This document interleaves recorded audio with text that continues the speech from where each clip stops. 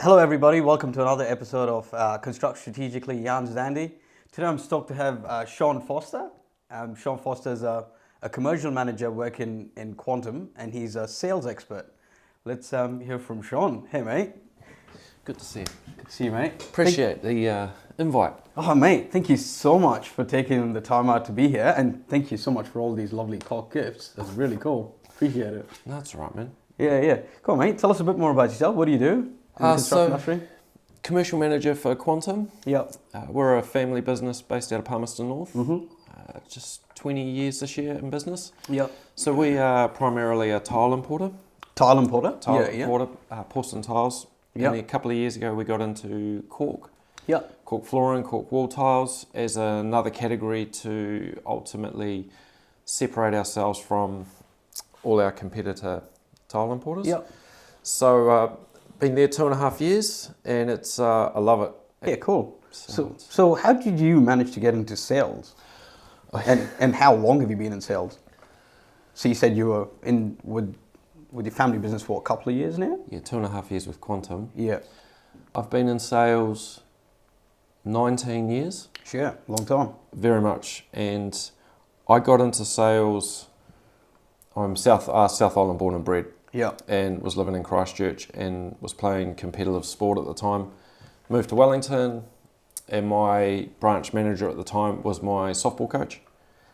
And so I started sweeping the floor in the warehouse and then got an opportunity to do like what we would call the telephone sales. Oh yeah, telesales, yeah, telemarketing. So got into that and did that and then got an opportunity a couple of years later to work for a power tool company. I've worked for 2 power tool companies, a New Zealand stainless company, a German surface drainage company. Right. So, and that was where I probably got my taste of project work. Oh yeah. Versus like a traditional sales of like a wholesale network. Then worked for USG Boral for 4 years and then ended up here 2.5 years ago. So nice. Pretty rounded background in sales. That's a lot of sales experience, eh? It is. So I have an interesting question for you. Shoot. Could you sell ice to an Eskimo and dirt to a ditch cleaner? I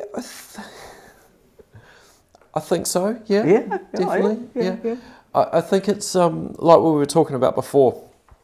The opportunity to come on this podcast is the landscape for salespeople has changed dramatically over the last couple of years. And so the typical sales that I was probably trained on was that you sell ice to Eskimos, trying to cut a deal here, everyday hustle. And what I've found moving into the project space more is it's a very different process. Completely different landscape, isn't it? Yeah. It is, it really is. So that's been awesome. That's been a big learning curve. So what are some of the recent projects that you worked on in the last couple of years? So one of my most proud projects is a project in Trentham in Wellington, which is the New Zealand Institute of Sport. Yep. So they undertook at Trentham a big development of an existing site, and they've put in like 3 full-sized football rugby fields. They put in cryogenic chambers and everything. So it's an area where any sports team in New Zealand can go and train and stay on site for multiple months. Yep. So in that, as part of that project, there was 50 apartments that were built, and we supplied the cork as the hard floor, and we also did the tiles in the bathroom. Yeah.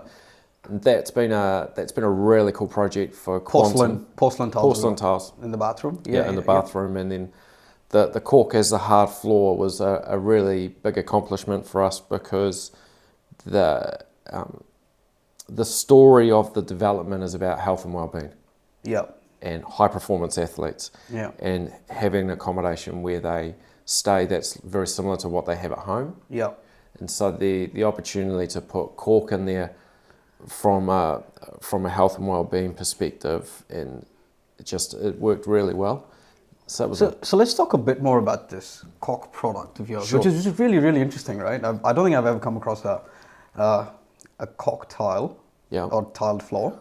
I'm assuming it's a cork tiled floor, yeah? Or is it just a cork overlay? There's actually, to be fair, it used to be just the traditional 3x3 sanded cork tile that you remember from your grandparents' batch in the 70s. Yeah. And so that's what when you mention the word cork tiles or cork flooring, that's what most people, they remember. And so you have that, and now you have different size formats of that tile. We are the agents for Amarim in Portugal, who are the world's biggest producer of cork products in the world. Yeah. And so they have some really amazing products now, which are a click together plank. Right. So which is a very good. So like your old weatherboards. Yeah, it's a 4-way clicking system that you glue down, and that's really good because that's a flooring system that's designed for how we live today. Yeah. Which is very different to the traditional sanded cork that you glue down and you coat it, and it's there 30 years later. Right. So what are some of the key differences? So I say I'm building a house, a major big development. Why would I choose a cork tile over a porcelain tile?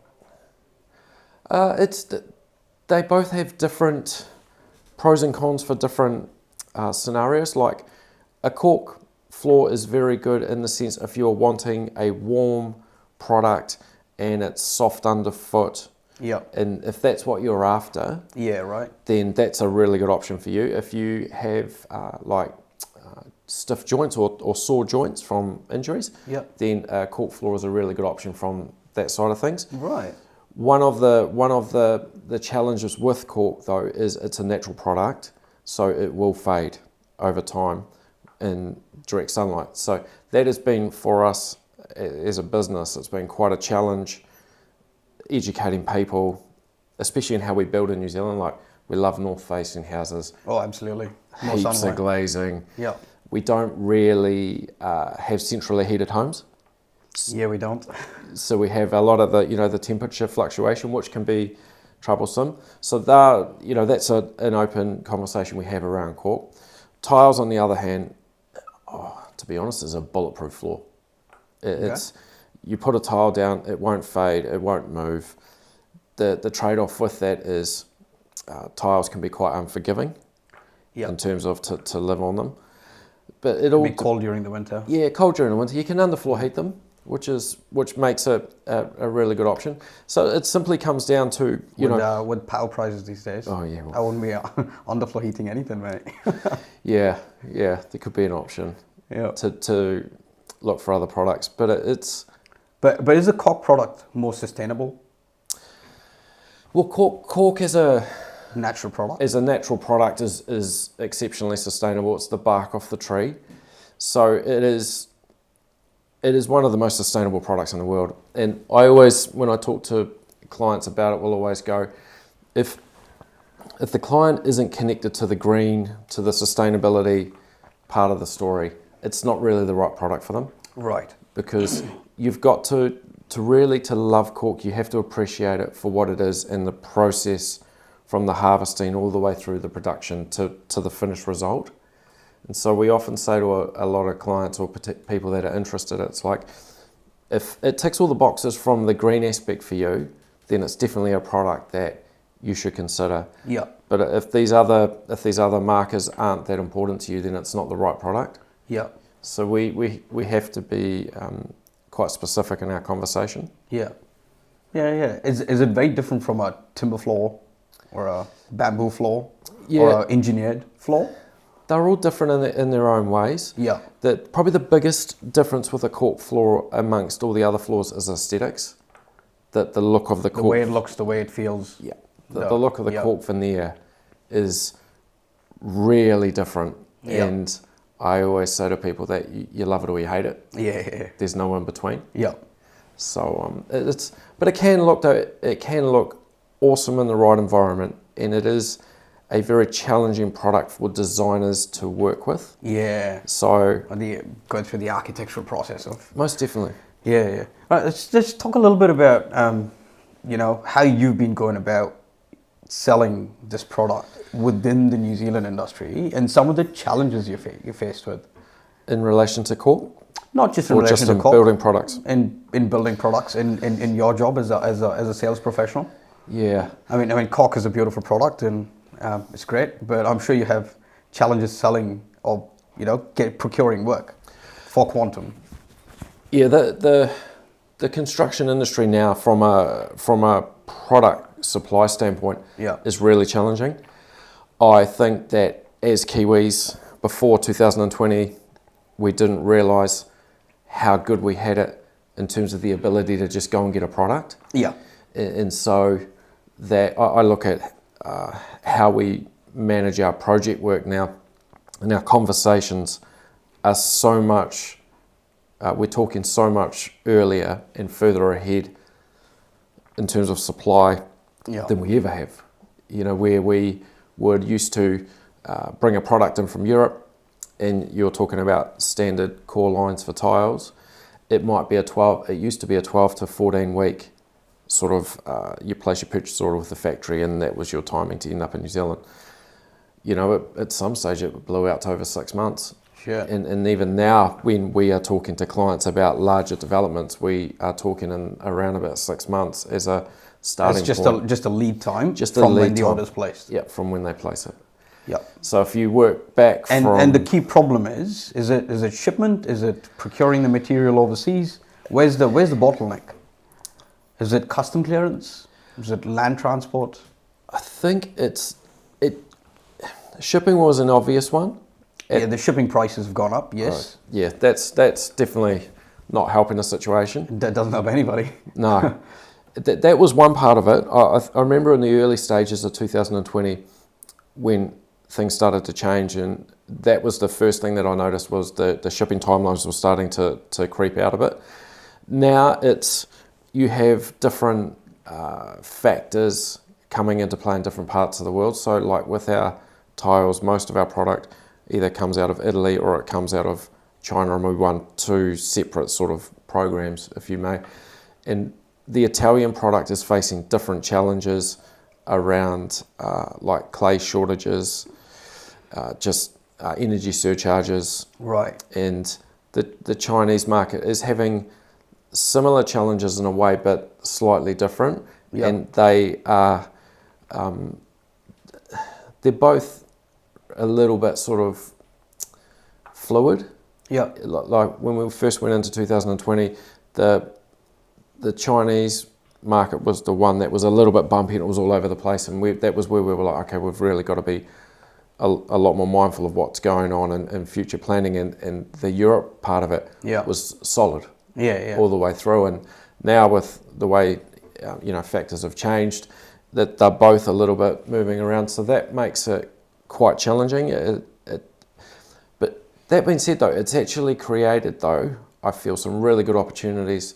Like our work with architects now is we're having a lot more upfront conversations at earlier stages than what we ever would in the past, because they're going, we need to be aware of supply timelines, even at a design stage.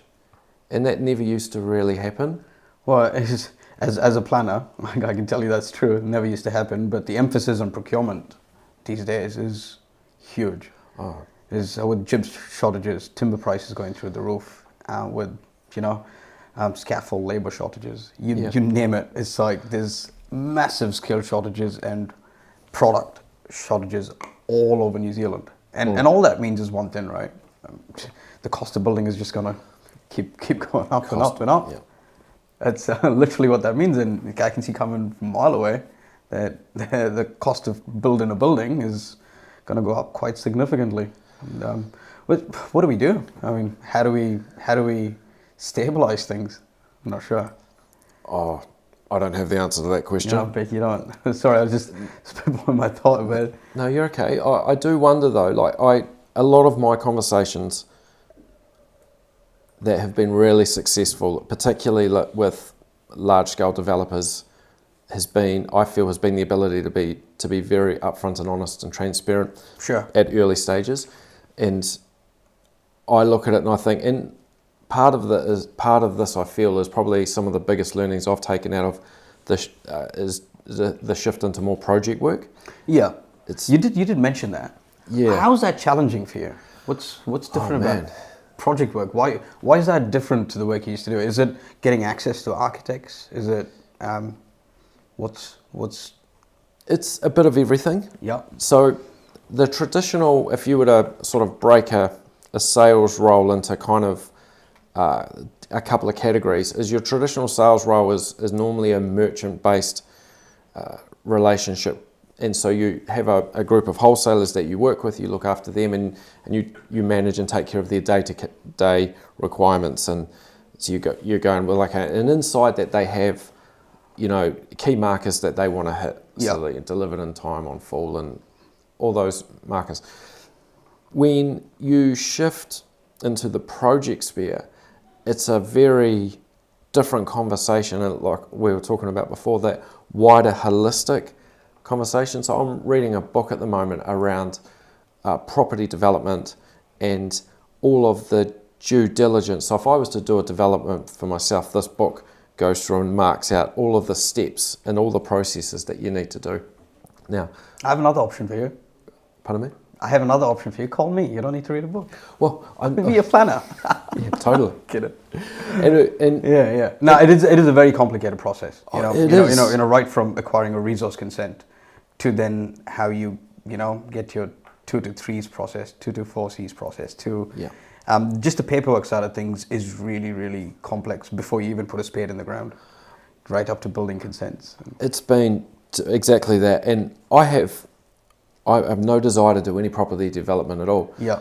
The reason I'm reading the book is I want to give myself the best understanding as I can from a larger scale view. So when I sit down and I meet with architects or developers on a big project, apart from being very respectful of their time, I can go, okay, I understand what is behind the scenes, way past my product and what I represent, but what are the markers that they're trying to hit. And it's been really good. It's been a hard book for me to read because I'm not the quickest reader out there.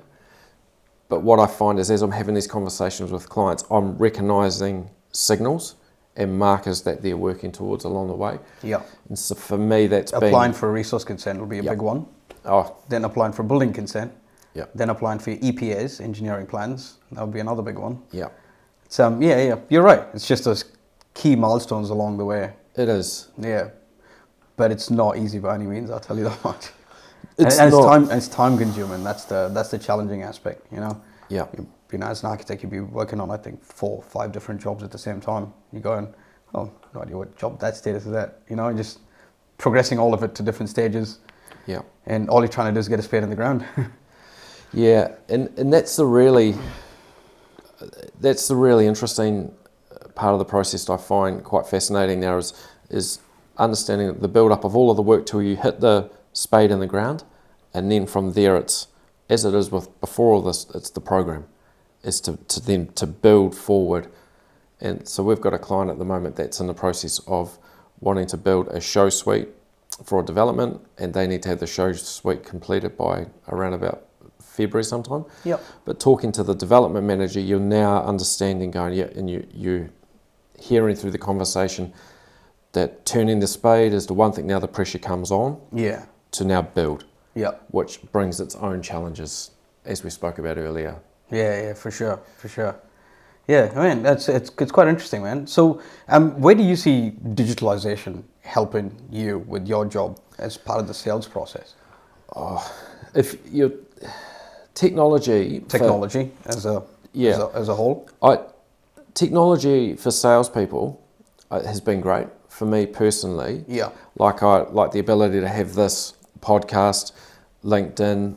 It's great, isn't it? Yeah, 2 years ago in 2020, it's something I never would have even considered to be an option for me that could help me. Yeah.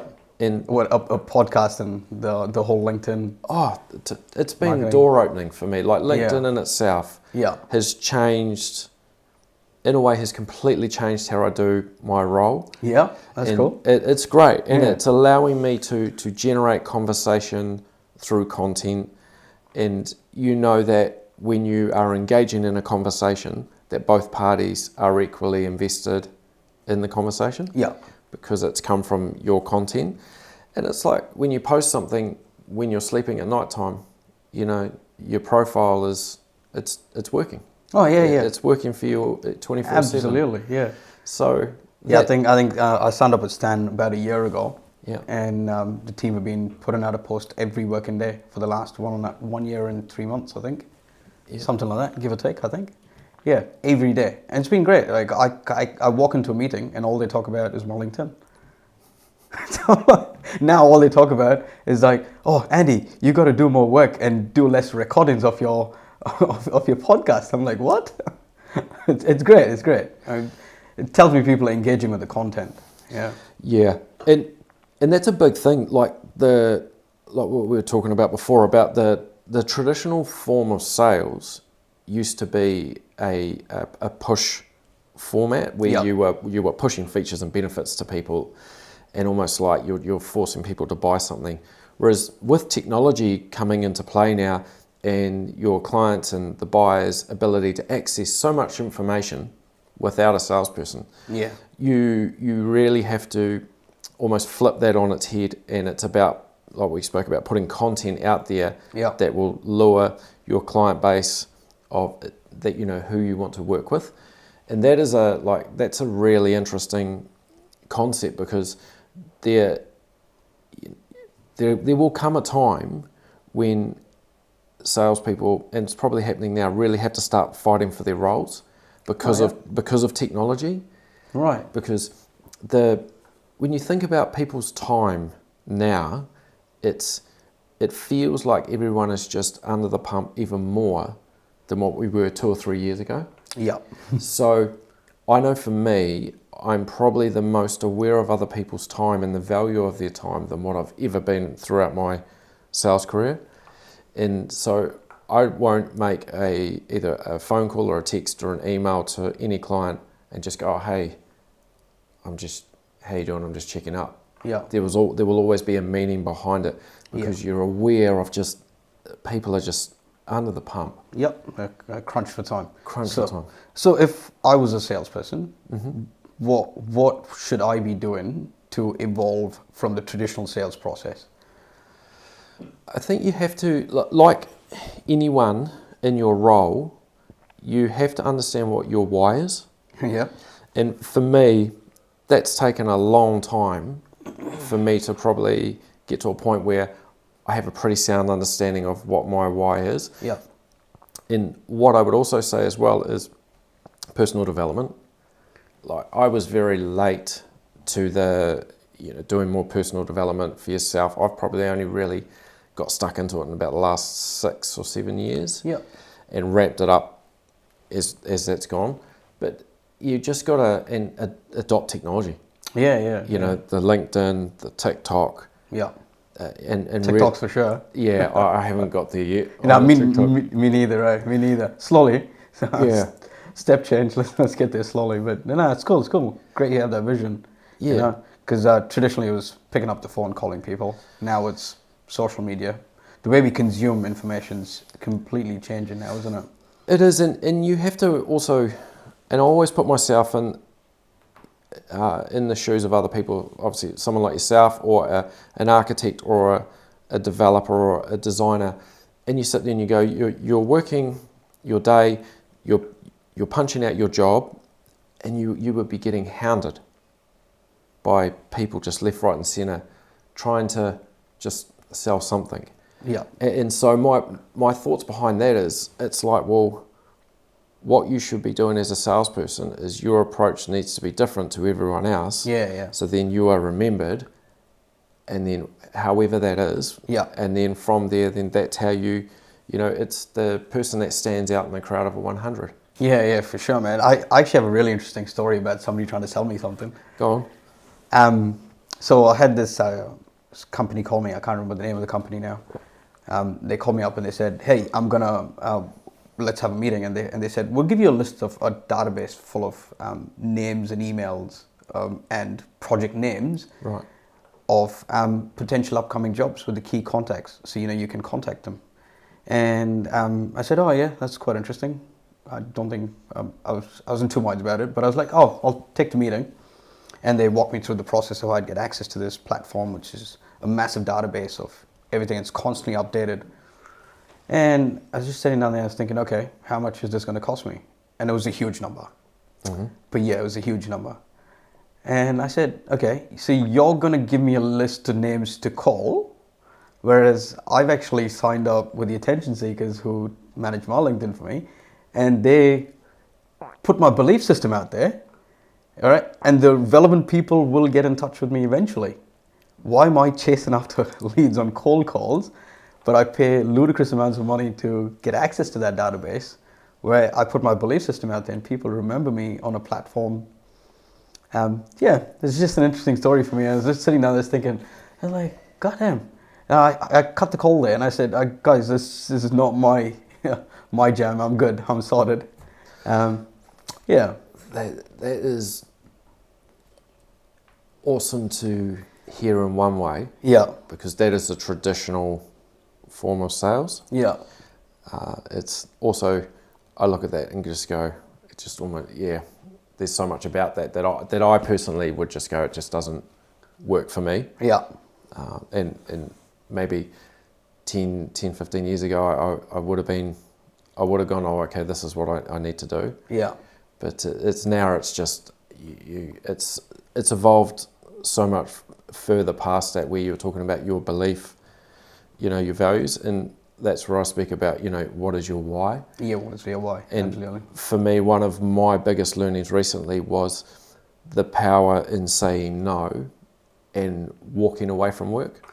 I still struggle with that. Yeah, we went through that process not recently, a while ago, and it was very hard at the time when we were doing it, because it goes against everything you believe. You're like, what are you doing? We could make this work. But when you sit down and you run the numbers and you look at your outputs and the margin and the projects, and you look at it and you just go, actually, it's not where we want to be. Yeah. And from that moment, going through that experience changed me a big part. And so now in a lot of my conversations, it's about looking for the right fit, because no one can be all things to everyone. Yeah, for sure. And I think we all make that mistake sometimes, where we think, oh, I can do this and I can take care of that and be over here as well. But when you look back on it and you go, well, regardless of if you're a salesperson or a business person in general, the best business is repeat business. Oh, for sure. Absolutely. That's because you're building that rapport with them. They know how you work, you know how they work, and it's constant. Completely. Yeah. Anyways, mate, do you have any questions for me? To be honest, I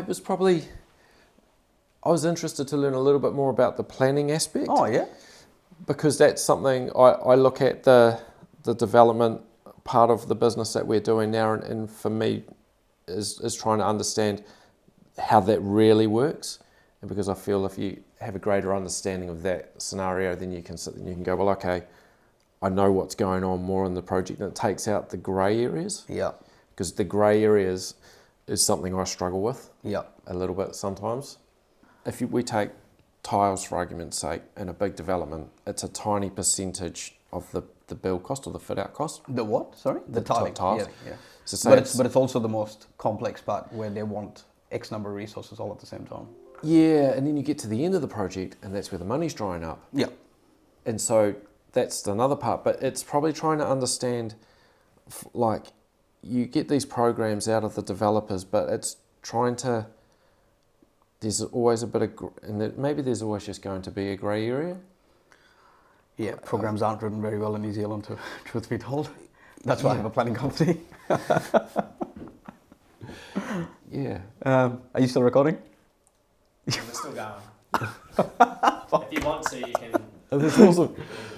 All right, let's. Guy coming in 10 minutes. So. Yeah, sweet. That's cool. We're just I don't know. Do you want me to tell you a little bit about planning and? Yeah, yeah. Okay. Planning is really simple. It's just a couple of softwares that I use to help me with my day-to-day, or most construction companies use. Right. There's Microsoft projects, there's Primavera P6, and there's Asta Power projects. They all pretty much almost do the same thing. The fundamentals, at least, is task-based planning. And in New Zealand, we only focus on task-based planning. Yeah. Right. Okay. And it's all about, planning is really simple. It's about understanding 5 key aspects. Yeah. who's doing what, where, when, and how much of it. Yeah. Right? At any given point in time of your project lifecycle. Yeah. So that's probably all I do. I walk into a project, try and simplify the process by establishing good work breakdown structure, correlating it back to how they're spending their money, who's accountable for delivering that scope of work and managing the cost to delivering it to set design, right? And it's structure. It's structure. Yeah. And clearly communicating who's doing what, where, when, and how much of it. It's, That's interesting. it's not complex at all. So that's kind of what I do on a day-to-day basis on multiple complex, large-scale, mostly commercial projects, but some residential jobs too. Yeah. Okay. I'm just imagining within all of what you just talked about, the sheer amount of moving parts. It's evolving every day. Yeah. You know, I mean, and change is the only constant, and I love it. It's because think you're a big construction company, right? No big construction company has their own labor supply, so they're not actually physically building it. So why do you pay a big construction company the margin that you pay them? Is for one thing and one thing only. Is to manage change. Effectively and efficiently manage change, right? So the only reason a developer would go to a big contractor is to manage change. Oh, sorry, one more thing, and to mitigate risk. Obviously, you know, somebody's got to pass the risk on to somebody else, and somebody's got to pass that risk on to somebody else. So where that risk sits is a really, really interesting conversation, and that's where planning and project controls comes into play, giving people certainty. I just learned more in 3 minutes listening to you talk about planning. That so much of that makes sense to me. Now it does. It makes sense. So yeah, it's quite interesting. It's really, really interesting. Like I couldn't imagine myself doing anything else. You know, I wake up in the morning and I'm like, yeah, ready for war. Let's go. That's cool. Yeah. Okay. Cool. I'm sure we'll talk about it more over a beer, man, for sure. Yeah, that makes a lot of sense of what you just spoke about, and it kind of, for me, just connects the dots around the importance of all the contractors, but the main contractor. Yep. Yeah. Okay. Yeah. But planning is a real important aspect all the way down the chain, from a client perspective, from a main contractor perspective, and that cascades down. So what changes? The scope of work is still the same. It's just a level of detail people get into at those various stages. So a subcontractor who's doing piling would probably get into absolute detail of how he's going to mobilize the pile rig, what pile number he's going to do, how deep he's going to go. But a main contractor go, oh yeah, X number of piles, and you can do, I don't know, 5 piles a day or whatnot. The client would probably go, you got 30 days to do your piling. Mm. You see the level of difference? I mean, it's this level of detail, but the concept's the same. Doesn't change. Fascinating. Yeah. So that's why when you get programs, you've got to figure out where's that program come from. That's the first thing I'd be looking for, whether it's come from the client, from the main contractor, or the subcontractor. Interesting. No, that's cool. Yeah. Awesome. Cool, mate. Thank you so much for your time, and thank you so much for being here. I really appreciate your time and all of those useful insights into sales. Thank you, man. I loved it. Yeah. Cheers, dude. No worries.